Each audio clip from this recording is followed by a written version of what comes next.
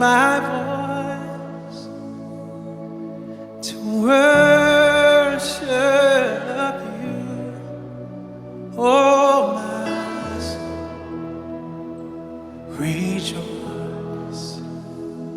Take joy, my King, in what you hear,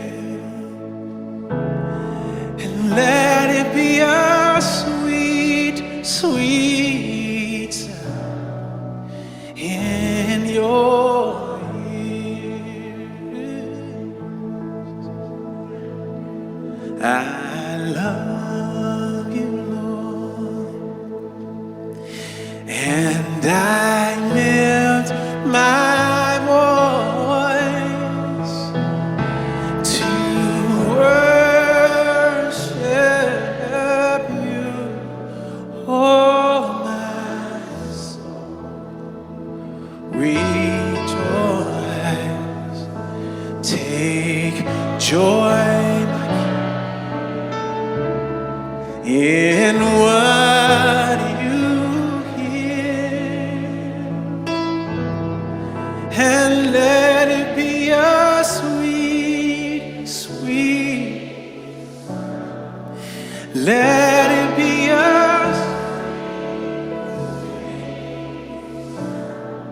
and let it be a sweet, sweet sound in your, and we exalt thee, we exalt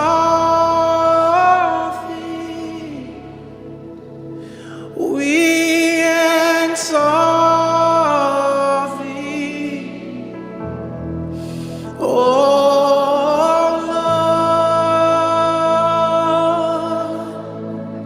Lord, we exalt,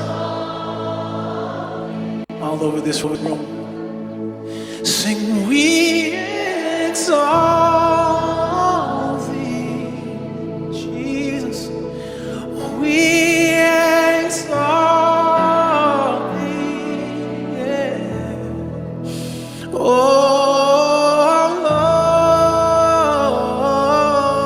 Lord, we exalt, with all of my heart I exalt you, we exalt, yes, we exalt thee, oh.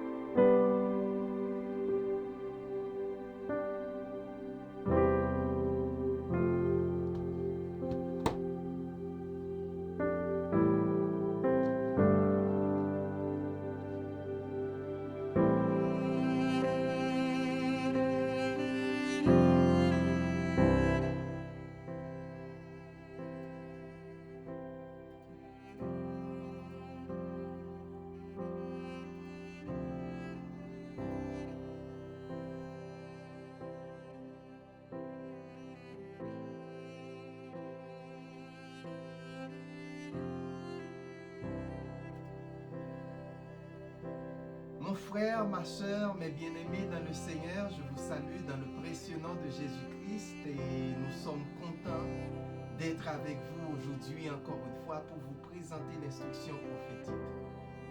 Jusqu'ici, nous pouvons dire que l'Éternel nous a secourus.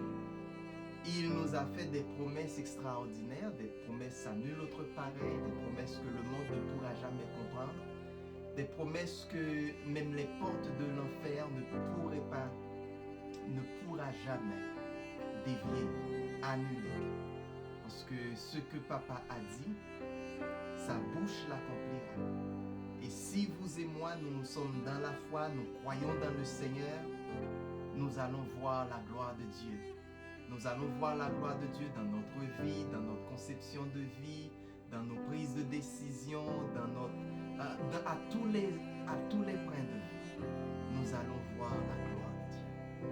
Avec ces mots, j'aimerais vous saluer et j'aimerais vous remercier du fait que vous prenez le temps d'écouter l'instruction prophétique. C'est très important pour vous parce qu'à mesure que vous recevez la parole de Dieu, ça vous permet de grandir, d'épanouir, de voir la grandeur de Dieu, d'être en une plus étanche relation avec le Seigneur et de progresser dans tout ce qu'il a pour vous.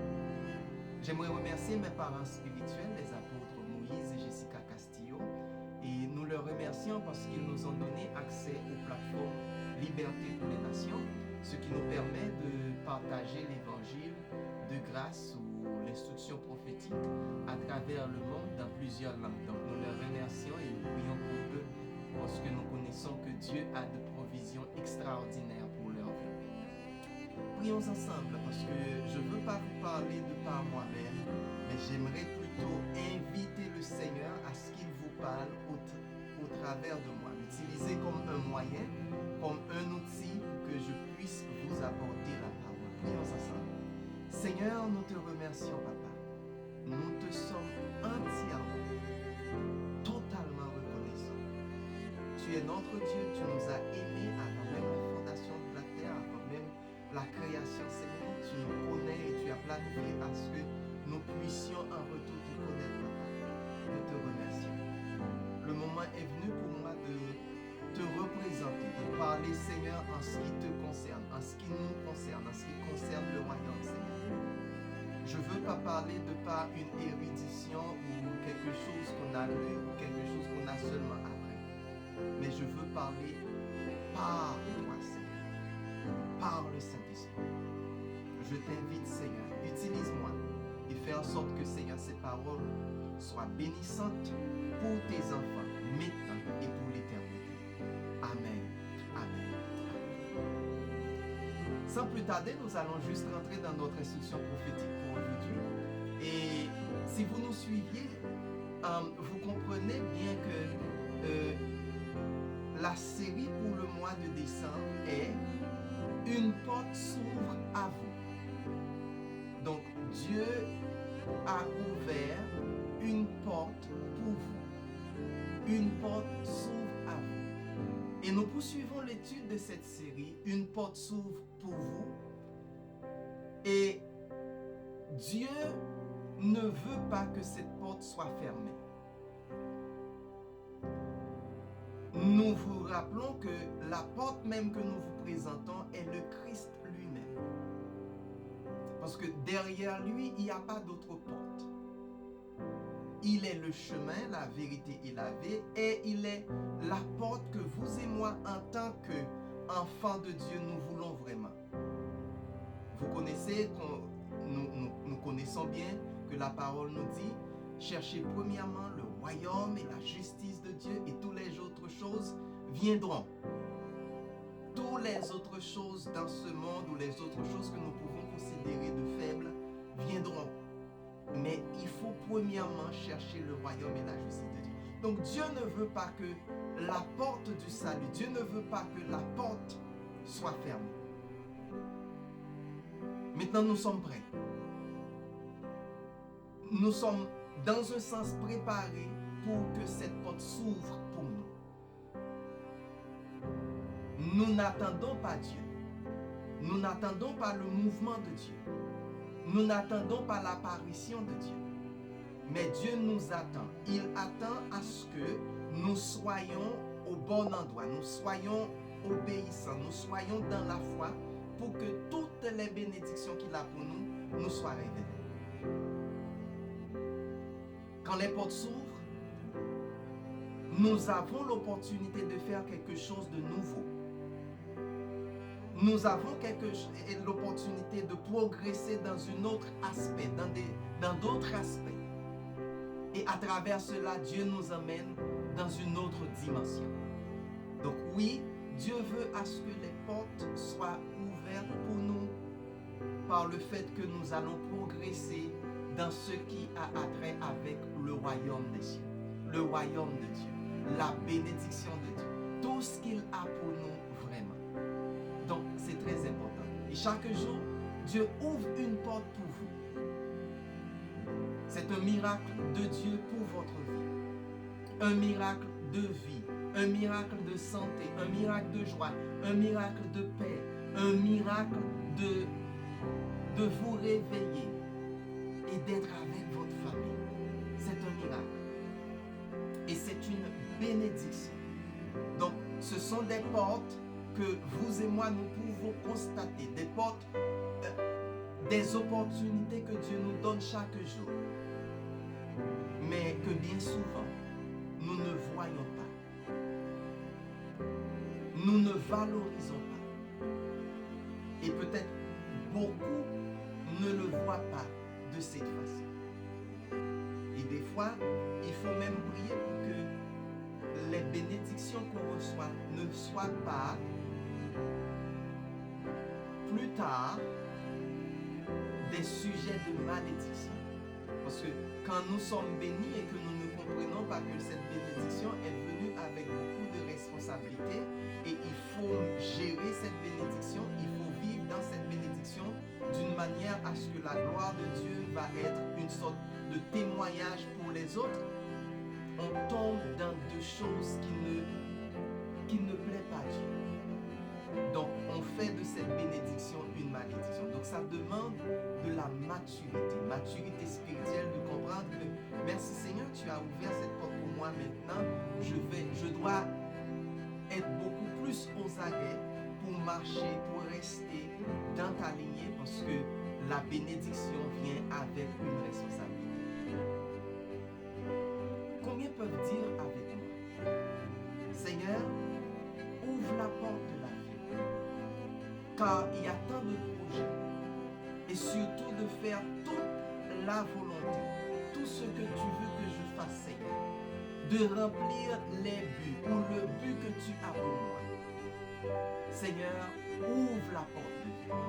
C'est une prière, c'est une façon de comprendre. Seigneur, je veux que tu élargis mon territoire. Je veux que tu me donnes la capacité de recevoir. Je veux que tu te glorifies en moi. Je veux que Seigneur, tu fasses de moi une source de bénédiction pour les autres. Voilà pourquoi une porte doit s'ouvrir pour nous en tant qu'enfants de Dieu. Et de ce fait, vous et moi, nous pouvons constater aussi la bonté de Dieu. Dieu est si bon pour nous. Dieu est extraordinairement bon pour nous. Bien que nous ne connaissons pas, alors nous connaissons que nous pouvons comprendre la bonté de Dieu dans un sens minuscule. Et pourquoi? À cause de notre position en tant qu'humain. À cause de notre position mondaine. Une position babylonienne, une position égyptienne. Alors quand je dis égyptienne, nous sommes dans une zone qui est là pour nous pressurer, pour nous mettre dans une direction qui ne plaira jamais à Dieu. Il faut simplement comprendre que notre entourage n'est pas là pour nous aider à voir le ciel, pour nous aider à être efficace en termes de recevoir ce que Dieu a pour nous. Donc oui, nous pouvons dire que Dieu est bon, mais avec une compréhension très maigre de sa bonté. Il est extraordinairement bon pour nous. Et je parle que notre position dans ce monde est une position qui est mitigée à cause du péché et à cause de l'incroyance. Donc, je veux dire absence de foi. Mais il faut toujours connaître que notre Dieu est extraordinairement bon pour nous. Le thème que je vais vous présenter aujourd'hui, ou le thème que nous allons extrapoler là-dessus aujourd'hui, c'est Dieu récompense l'action. Je répète, Dieu récompense l'action. Pourquoi Dieu récompense-t-il l'action? Pourquoi quand on agit selon ce que Dieu dit, il nous récompense? Pourquoi? Parce que le plus souvent, on ne sait pas, mais pourquoi Dieu fait ça? Mais pourquoi lui, il nous récompense quand on dit, ok, on va agir selon ses préceptes, on va agir selon ce que lui, il nous dit, on va faire ce que lui, il nous demande. Pourquoi? C'est parce qu'il y a des moments dans nos vies où nous sommes tellement dépassés que Dieu nous dit de nous arrêter, de rester tranquille.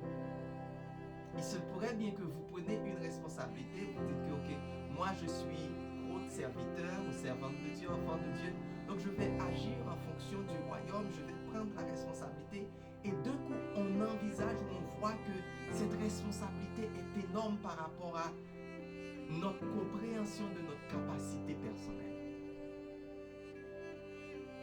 L'homme a la capacité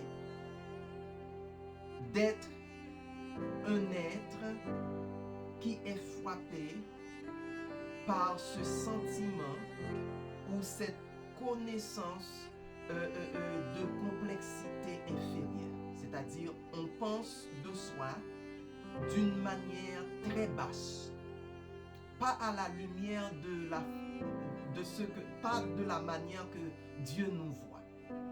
Et cela veut dire qu'on prend une responsabilité et dès que cette responsabilité nous dépasse ou est devenue trop lourd pour nous, Dieu nous dit d'arrêter, de rester tranquille.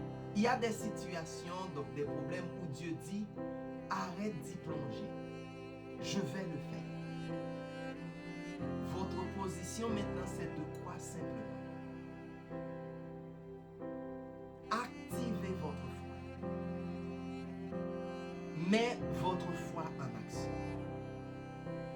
Donc, je vais activer la foi. Je vais activer le jeûne. Je vais activer la prière. Ma position maintenant, c'est une position de croyance. Je vais croire en ce que Dieu a dit. Et cet enseignement s'explique par le fait que l'attente passive est terminée. La foi morte, à cause de l'inaction, est anathème. Donc, on termine, on dit que c'est assez, on ne va plus vivre dans une foi passive. Une foi où nous disons, ok, Dieu va le faire. Mais de notre côté, on ne fait rien. L'attente passive consiste à ne rien faire. À ne rien faire pour résoudre le problème, mais à agir dans la foi. Donc, ce que vous et moi, nous devons comprendre que les actions sont ce qui nous rendra positifs. Quand on agit, on voit la bonté de Dieu, on voit la main de Dieu avec nous. C'est ça qui nous permet d'être positifs. Je vais vous donner l'exemple. Si le Seigneur demandait à Abraham de sortir ou de partir, de laisser la place où il était et d'aller là où il le montrerait, et qu'Abraham a décidé et il a dit non, j'irai nulle part parce que je ne comprends pas, j'attends Seigneur, j'attends ta réponse.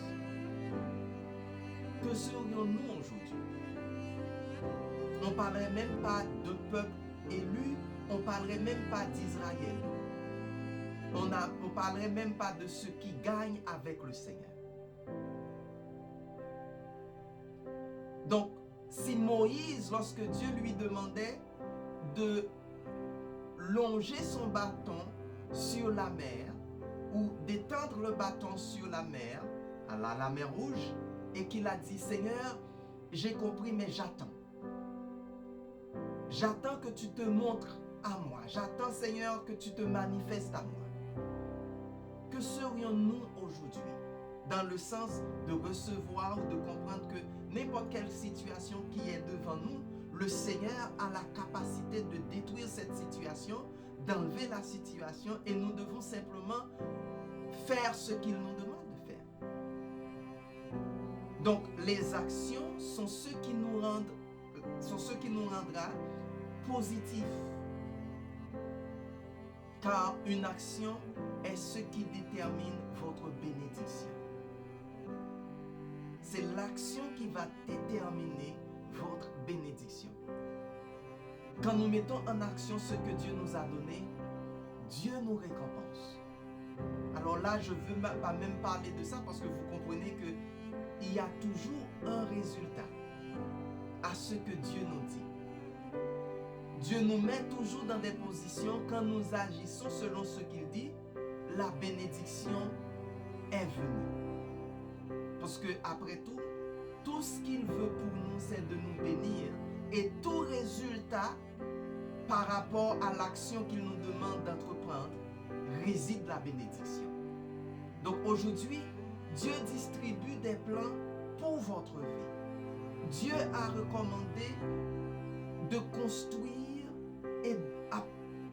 construire à partir de maintenant. C'est pas quelque chose que vous allez attendre. C'est pas quelque chose que vous allez... C'est dans l'immédiat. Et là, nous ne parlons pas en entrant dans l'année ou au commencement de l'année. C'est à partir de maintenant.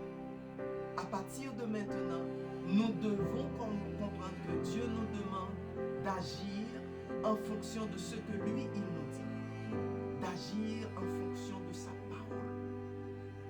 Parce que beaucoup de choses ont été vendues à découvert parce que nous n'avons pas construit de la bonne manière.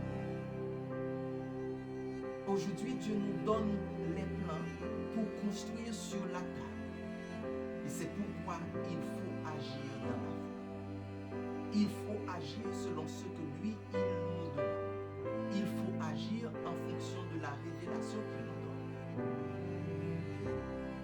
Dieu commence aussi à étendre, à ouvrir les projets que vous aviez dans le passé. Commencez à les ouvrir, parce que l'heure de la construction est arrivée. L'heure pour vous de construire est arrivée. Il ne faut pas mettre de côté ce que Dieu vous a demandé de faire, ce que Dieu vous a donné, ce que Dieu a fait pour vous déjà. Il vous a demandé simplement d'agir. Donc c'est votre tour, c'est le temps. Aujourd'hui, nous allons vous apprendre à agir dans la foi. Ne restez pas statique. Préparons-nous. Alors, quand nous commençons à agir, que personne ne viendra nous arrêter. Vous savez que le monde, c'est ce que le monde fait. Babylone, c'est ce qu'il fait. Égypte, c'est ce que cette culture nous présente. Et je vous ai dit que quand j'ai dit Égypte, je parle dans la signification du nom. Je parle dans la terminologie ou le but du système. C'est similaire à Babylone. Il n'y a pas de différence. Donc, ce système va chercher un moyen de nous empêcher d'accomplir ce que Dieu a pour nous. Ce système va nous enseigner de rester dans la passivité. Ce système va nous demander de mettre pour demain ce que Dieu nous demande de faire maintenant. Pourquoi? Parce que ce n'est pas dans son avantage. Ce n'est pas pour lui la bénédiction. Ce n'est pas pour lui la révélation. Mais c'est pour les enfants de Dieu. C'est pour le royaume. Donc oui, Babylone va toujours nous enseigner ou nous montrer que non, il ne faut pas agir ainsi, il faut agir de cette manière-là. Pour que le nom de Dieu ne soit pas glorifié. Dieu a déterminé que cette année, que nous sommes sur le point de commencer, nous allons la construire. L'année de 2022 nous allons construire cette année. C'est à vous de croire, c'est à vous de vous positionner d'une manière à ce que vous faites partie de cette construction, vous faites partie de cette élaboration, de ce grand projet. Car Jésus-Christ est l'expert et l'architecte de notre destin et de notre vie, et il nous dit qu'il a déjà tracé notre chemin. Il a déjà fait le travail. Nous devons simplement agir en fonction de ce que lui, il nous demande. J'ai pu comprendre quand Dieu nous demande de faire quelque chose, il a déjà planifié, préparé la provision pour cette chose. Et lorsque nous commençons à agir, à chaque étape vient aussi la bénédiction pour cette étape, la provision pour cette étape. Toutes les choses que nous aurions besoin, c'est inculqué dans nos actions. C'est fait pour que quand nous agissons en fonction de ce que lui, il nous demande, nous allons voir la provision. La première chose qu'il faut comprendre dans l'approche de vraiment agir dans la foi, la première chose que nous allons voir, c'est que Dieu réalise des projets complets. Dieu n'est pas une personnalité, un être qui commence et qui ne finit pas. Tout ce que Dieu fait, il les fait au complet. Vous allez vous considérer comme un projet de Dieu. Vous allez voir votre entourage sur le plan spirituel, comment que c'est parfait. Vous allez voir comment que Dieu nous a envoyé son Fils unique et que Jésus-Christ nous a expliqué, tout est accompli. Donc, ce que lui, il devait faire pour nous, c'est fait. Et j'ai pu comprendre que la fin est établie avant le commencement avec Dieu. Donc, la fin est là avant le commencement. Donc, lui, il établit toutes choses avant même que vous et moi, nous pouvons constater le commencement. De ce fait, n'ayez pas peur. N'ayez pas peur de la matière première que Dieu vous fournira. C'est-à-dire, il ne faut pas couiller vos têtes tout partout pour chercher une solution. Mais Seigneur, qu'est-ce que je vais faire? Parce que lui, si Dieu vous a dit de faire quelque chose, il a la provision. Voilà pourquoi nous devons lui faire confiance, parce que tout est établi. Vous vous souvenez lorsque Dieu a demandé à Abraham de donner Isaac en sacrifice. Mais Abraham ne savait pas. Dieu lui a seulement demandé de faire quelque chose pour lui. Dans son cœur, peut-être c'est outré. Et pour nous, en tant qu'être humain, c'est outré. Un instant, sacrifier mon enfant pour vous, Seigneur. Seigneur, tu m'as demandé, tu m'as donné l'enfant parce que tu m'as dit que c'est lui qui serait l'héritier vraiment de tout ce que tu vas me donner. Maintenant, tu m'as demandé de tuer ou de donner un sacrifice, de te donner un sacrifice cet enfant. Et lorsque Abraham a décidé vraiment de passer à l'action, la provision extraordinaire était là. Donc, laissez-vous simplement guider par l'architecte qui est Jésus-Christ. Laissez le Seigneur vous guider et vous allez voir merveille. Des choses extraordinaires. Donc, occupons-nous à agir dans notre présent et notre avenir se construira. Ce que le Seigneur nous demande de faire, nous devons le faire. Et il prendra soin du reste. Le reste s'établira parce qu'on a agi en fonction de ce que le Seigneur nous a demandé de faire. Un autre exemple, les enfants d'Israël, vous vous souvenez que dans le désert, il avait cette sorte d'épidémie, des serpents qui viennent les piquer. Et Dieu a ordonné à Moïse de dresser un serpent lion. Moïse n'était pas un guérisseur.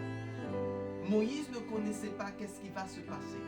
Il l'a fait. Et ça a pu sauver la vie des enfants d'Israël. Donc vous comprenez que vous devez agir en fonction de ce que Dieu, lui, il vous commande ou il vous demande. Et ça va permettre à ce que vous voyez ou vous recevez la bénédiction ou vous verrez les merveilles de Dieu. Tout simplement. La deuxième chose, c'est commençons à construire dans notre entreprise, dans notre famille, dans notre ministère.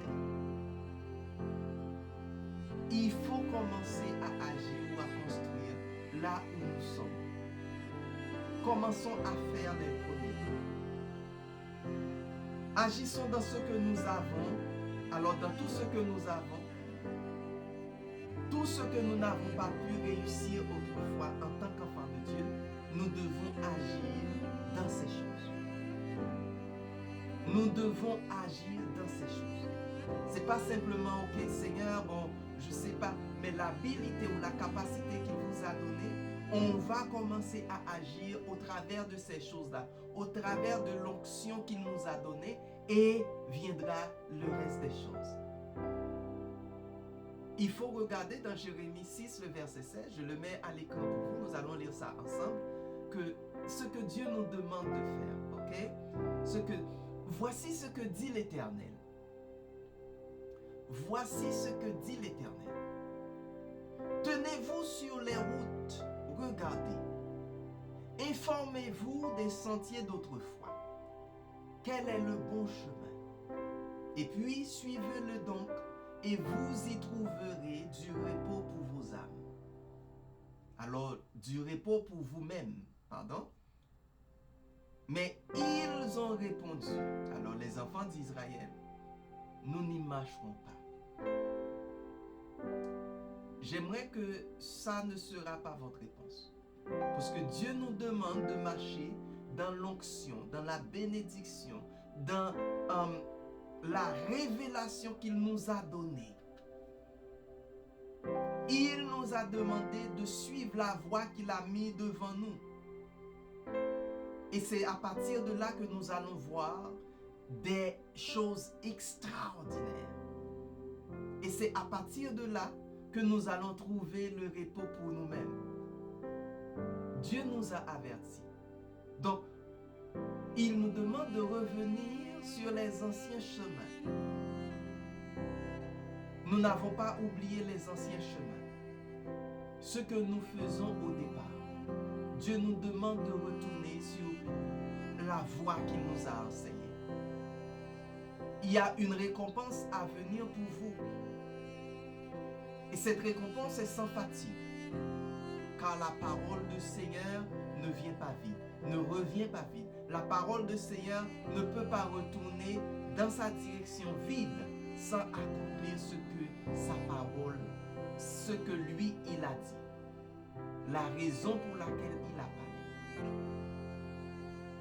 Donc, vous et moi, nous devons être dans une position où nous obéissions au Seigneur pour dire, Seigneur, oui, je vais retourner dans la position que vous m'aviez donnée. Je vais retourner sur le bon chemin. Je vais retourner sur la voie que tu as mise devant moi.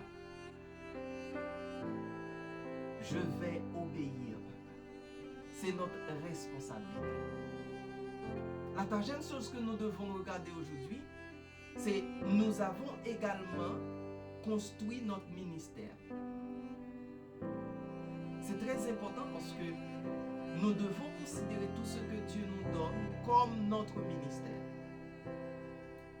Tout ce qui est sous notre responsabilité, c'est notre ministère. Et cela veut dire que nous ne devons pas mettre notre ministère sur, par exemple, ok, j'ai besoin de 2000, 3000 personnes, j'ai besoin d'une église qui peut prendre peut-être 1 million de personnes, j'ai besoin d'être dans une position où mes activités sont acclamées par tout le monde, où tout le monde voit. Non. Tout ce que Dieu nous donne, c'est notre ministère. Donc, des temps de gloire, des temps de miracles sont à venir par notre ministère ou pour notre ministère. Dieu va aussi commencer à construire votre famille. N'oubliez pas que je vous ai dit, tout ce qui est sous votre responsabilité, c'est votre ministère. Donc de là, nous parlons plus de malédiction, de l'échec dans votre famille. Plus de divorce, de familles séparées, familles divisées. Pourquoi? Parce que dans les plans de Dieu, il vous livre aujourd'hui la restauration, la restitution, la guérison. C'est ce que Dieu a pour vous. C'est ce que Dieu vous donne. C'est ce que Dieu me donne. Et ça passe pour notre ministère. Ça passe aussi par notre ministère. Parce que c'est avec cette responsabilité qu'on va prouver au Seigneur vraiment, soit qu'on l'aime, qu'on l'écoute, qu'on est en accord avec lui, qu'on fait ce que lui nous demande de faire. C'est par là que beaucoup de révélations, beaucoup de choses vont se révéler à nous. Et par là, nous allons recevoir la restauration, la guérison, la restitution. C'est quelque chose que vous et moi, nous devons accepter, nous devons comprendre, nous devons nous réjouir dans le Seigneur parce que c'est ça qu'il a. La quatrième chose qu'il faut considérer, c'est que Dieu commencera également à construire son royaume dans votre vie. Vous allez prier que Dieu, Seigneur, établis ton royaume sur terre comme tu l'établis dans les cieux. Mais le royaume commence avec moi. Le commence avec vous. Le royaume commence avec nous. Donc Dieu va construire son royaume dans notre vie. Si vous pensez qu'il n'y avait rien en vous, aujourd'hui je vous dis que le royaume des cieux s'est approché à vous. Qu'il est en vous et avec vous. Qu'il est accompagné par la puissance ou accompagné de la puissance, de la joie, de la paix et de l'Esprit Saint. Le royaume de Dieu veut vous accaparer. D'abord, avant que vous puissiez voir le royaume de Dieu ou le royaume du Seigneur dans le monde, le royaume doit manifester en vous d'abord. Vous devez le constater en vous d'abord avant que vous puissiez voir la manifestation du royaume dans le monde. Parce que si vous n'acceptez pas le royaume, si vous ne faites pas partie du royaume, il y a une forte chance que vous ne pouvez pas voir le royaume.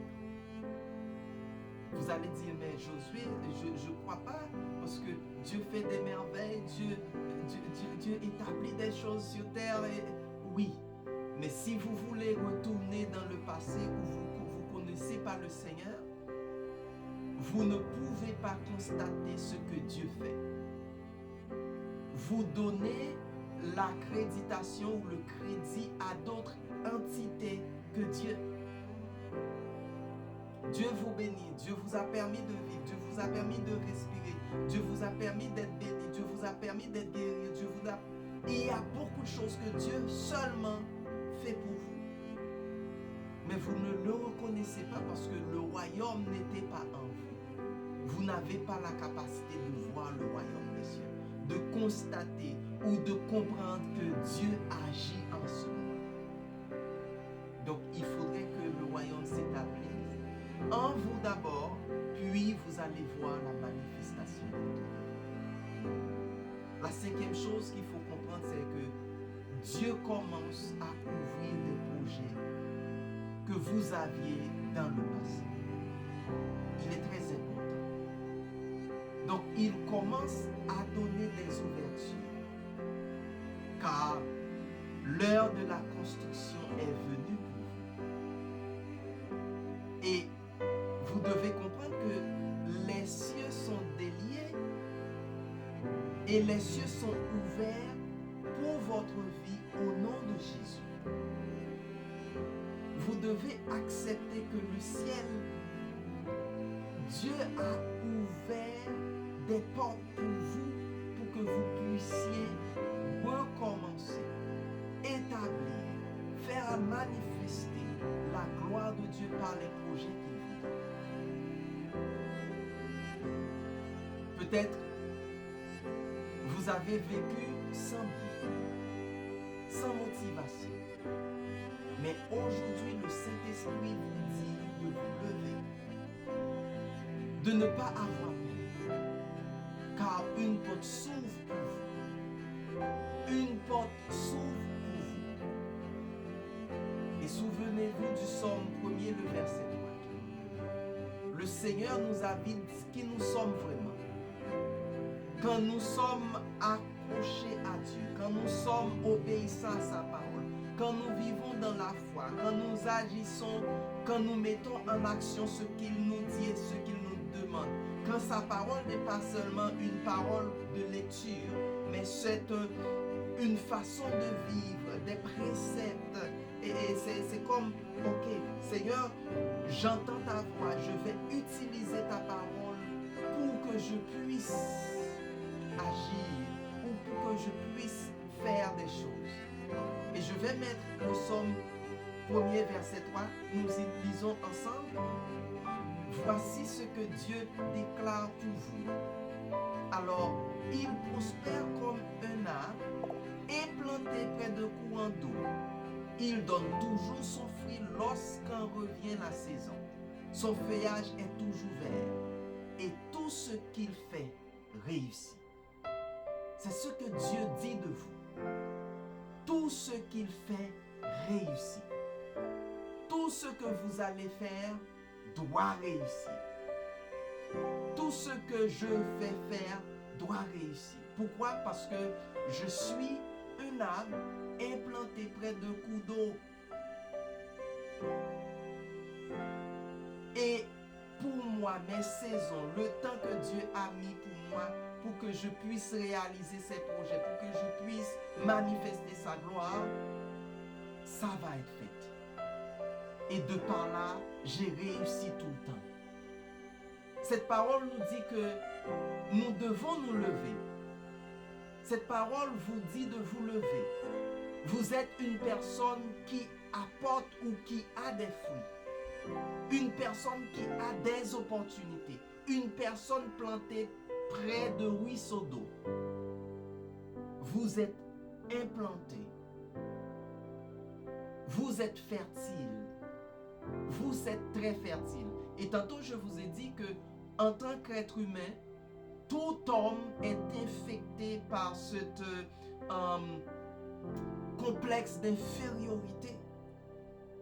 Et j'ai pu le constater dans la conversation que le diable avait avec Job. Le diable a fait comprendre à Job que l'être humain est vraiment médiocre. Et l'être humain ne peut pas parvenir à avoir la sagesse. Ça, c'est le diable qui l'a dit. Mais lorsque nous sommes attachés à Dieu, lorsque nous sommes connectés avec lui, lorsque nous vivons en Christ, nous sommes très très fertiles. Donc nous n'avons plus le temps d'être inférieurs. Nous n'avons plus le temps de penser de nous-mêmes en tant que faibles, en tant qu'une personne qui ne peut pas, en tant qu'une personne qui ne va rien achever, en tant qu'une personne qui ne va pas faire exploser la gloire de Dieu. Nous allons nous voir comme des enfants de Dieu. Donc puisque nous sommes en Christ, puisque nous sommes avec Dieu, tout ce que Dieu nous commande de faire est possible, est plus que possible. Donc nous ne parlons même pas d'une réalité. Nous ne parlons même pas d'une évidence parce que c'est plus que ça. Pourquoi? Parce que Dieu est en nous. Et ce que nous disons, de par sa parole, de par son dire, ça va être physiquement, spirituellement établi. Et quand nous parlons de vous êtes très fertile, qu'est-ce que cela signifie? Que Dieu pourvoira à vos besoins. Qu'il vous soutiendra, qu'il ne vous abandonnera pas, que vous verrez la moisson. Donc vous verrez le résultat de ce que Dieu vous a dit de faire. Et ceci, vous allez dire, dans votre sens naturel ou humain, vous allez dire, mais si je meurs aujourd'hui, mais Dieu, lui, il ne nous a pas dit de prendre une décision qui va avoir un effet temporel. Notre décision en Christ doit toujours avoir un effet éternel. Donc, vous allez pouvoir reconnaître ou voir dans l'éternité ce que Dieu vous a demandé de faire. Vous allez dire, mais est-ce que c'est vrai, Josué? Est-ce que c'est possible? Oui, c'est possible parce que le Seigneur nous a expliqué qu'Abraham vit dans son sein, c'est-à-dire Abraham a son propre domaine. Il a sa propre place. Et que lorsque Lazare est mort, donc Lazare est emmené dans cette zone, les anges viennent et ils prennent Lazare pour l'emmener dans le sein d'Abraham. Donc Abraham n'a pas seulement une place ici sur terre, mais une place éternelle était faite pour Abraham. Et c'est ça que Abraham cherchait. Je peux comprendre que c'est la raison pour laquelle Abraham n'avait pas de maison. Parce que Abraham cherchait la ville que Dieu a construite pour lui. Donc c'est très important. Nous allons voir ensemble dans Ésaïe 48, le verset 3. Ésaïe 48, le verset 3. Qu'est-ce que ça dit? Lisons ça ensemble. J'ai annoncé depuis longtemps les événements du passé. J'en ai parlé. Je les ai éteints. Puis, soudain, j'ai agi. Et cela s'est produit. Donc, Dieu nous parle tout le temps. Il parle des plans qu'il a pour nous. Dieu dit ce qui s'est passé. Dieu nous apprend, il nous avise, il nous donne ce qui va se passer. Il y a quelque chose de différent pour vous aujourd'hui. Agissez. Prophétisez-le. Ce n'est pas un rêve. Babylone nous dit c'est un rêve. Et dès qu'on pense que c'est un rêve, donc il n'y a pas moyen pour que ça se réalise. C'est la mentalité le plus souvent qu'on a. Ok, est-ce que ça va se réaliser parce que c'est un rêve. J'ai ce rêve, j'ai envie que ça se réalise. Mais on ne parle pas en tant que prophète, on ne parle pas en tant qu'oracle de Dieu, on ne parle pas en tant que gens qui comprennent que Dieu nous donne la capacité de créer des choses. Donc prophétisez-le. Ce que tu dis sera une réalité. Aujourd'hui, publie-le, prophétise-le. Parce que Dieu nous donne la capacité d'établir des choses. De ce fait, quelqu'un viendra financer votre projet. Quelqu'un viendra acheter votre plan. Si vous ne le faites pas, si vous ne le dites pas, il n'y aura personne. Il n'y aura pas d'opportunité parce que vous n'agissez pas selon ce que Dieu vous montre, selon ce que Dieu vous dit. Il faut comprendre cela et agir en fonction. Aujourd'hui, je prophétise que vous levez au nom de Jésus, que vous vous levez au nom de Jésus, car la révélation du Christ est entrée dans votre vie. Levez-vous. C'est le temps des étoiles. C'est le temps que Dieu a pour vous. C'est le temps de la lumière. C'est le moment. L'autre jour, je vous ai parlé que Pierre était en prison et il pensait qu'on allait le décapiter. Il pensait que c'était fini pour lui. On priait pour lui et on voulait qu'il soit revenu à la maison. Mais même les gens qui priaient pour Pierre ne connaissaient pas qu'est-ce qui va se passer. Et l'ange est entré et il a ouvert toutes les portes qui étaient impossibles. Pierre est revenu à lui-même, ou Pierre a compris qu'un instant, c'est pas une simple chose qui se passe, c'est pas un rêve, mais c'est une réalité que je ne peux pas comprendre. Donc, comprenez que vous passez à l'action à partir du moment que vous entendez la voix de Dieu. Et qui se passerait-il? Dieu vous récompensera pour vos actions. C'est le moment d'initier, de commencer, de recommencer et aujourd'hui de se renouveler. C'est le temps. Il est temps de commencer quelque chose de nouveau. Mais plus, il n'y aura plus de douleur. Il n'y aura plus de plainte. Donc dans votre conscience, il n'y aura plus de douleur. Il n'y aura plus de plainte. Aujourd'hui, tenez-vous près des ruisseaux. Tenez-vous près de Dieu et dites au Seigneur, Seigneur, aujourd'hui que je sois une bénédiction, que je sois une cause de bénédiction. Seigneur, je veux être une source de bénédiction pour les autres. Je veux être un outil que vous utilisez pour bénir les autres. Il faut comprendre aussi que Dieu récompense l'action.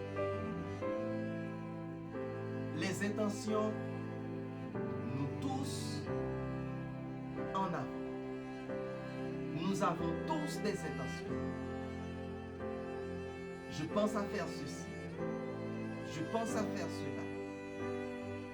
J'aimerais faire ceci. J'aimerais faire cela. Tout le monde en a. On les appelle de bonnes idées. Mais Dieu récompense l'action. Je me souviens, et à un certain temps, j'avais des doutes.